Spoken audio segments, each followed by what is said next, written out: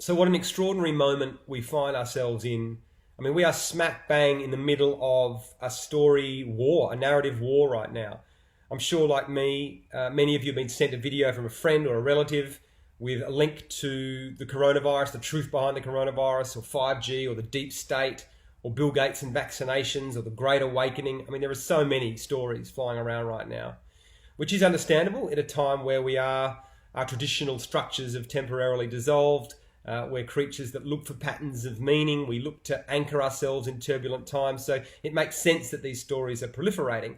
But I think some of them are now having a deleterious impact. A lot of people are feeling very unsure and don't know what to believe. I've been making documentaries for the last 10 years, and that requires an enormous amount of research. You have to look at the narrative and then look at the counter-narrative. And I did explore some of these stories. I spent 4 years reading all of David Icke's books, joining the dots, questioning everything.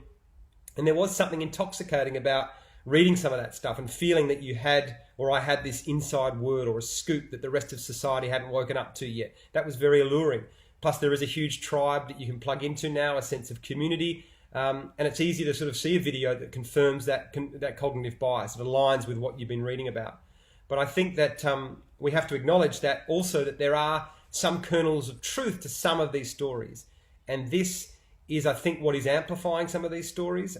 We've seen that the media have been quite manipulative on both sides, and that's why we're sort of losing faith in those media institutions. And also understand that this is a tactic that has been used for a long time. The Russians really exploited this, their KGB training. About 25% of that training is to find stories that could potentially unravel democracies around the world. And a lot of those stories do have a kernel of truth, and they use them to drive a wedge through a society. And they say that they don't really believe in traditional warfare of using guns and weapons and whatnot. They actually try and find a culture's values and then try and break them apart. And that's what they've done really well in America. And in particular, they're using social media now, and other people are using similar tactics. But it's just created this incredibly polluted and toxic information environment. And I think one of the most concerning things is that Trump is sort of being perceived as this guy who is leading this great awakening, that he is the one who's outing this stuff. And this suits him really well, because while we are over here distracted and he's sending these inflammatory tweets and we're all distracted and writing about that, he is doing all these things at a policy level that are causing huge destruction. He has rolled back now almost 100 environmental protection acts that have been accrued over the last few decades. That includes protecting endangered animals, reversing clean water acts, allowing more pesticides and chemicals onto the land, allowing cars to be more polluting than they have been previously. So these are not the actions of a man who's leading a great awakening. These are the actions of someone who is siphoning billions of dollars to some of his corporate friends. So it's really important that we just don't buy the one story, that we do the deep dive and we research the counter narrative as well, because that's what's tricky right now. We are being put into these two groups and these tribes, and we're just fighting each other and trying to prove who's wrong or right. And we're ignoring that there is this grey area in the middle where we need to sit and acknowledge that both sides are playing games right now and are actually pitting us against each other, which is the last thing we need to be doing. We should be moving forward and solving problems and creating solutions, but instead we're stuck in this fight or flight mode.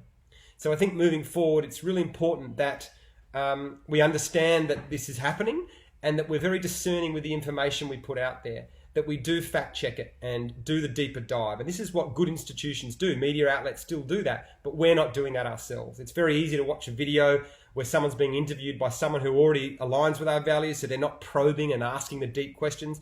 Plus, it takes a lot of time to actually read the counter-narrative. It's a lot easier just to see a video that aligns with your values and share it on.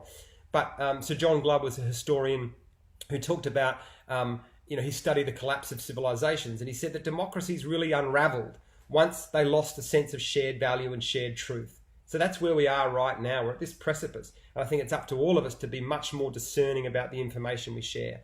Because having shared my films with to people at very high levels and world leaders in some cases, I don't think there is this shadowy government that's controlling everything. I think it is a flawed architecture of our system. We've created a system based on rivalry and intense domination, and so people that have those traits, that are very good at winning the game and showing no empathy, they get to the top. They accrue huge amounts of money, then they get to set the rules of the game.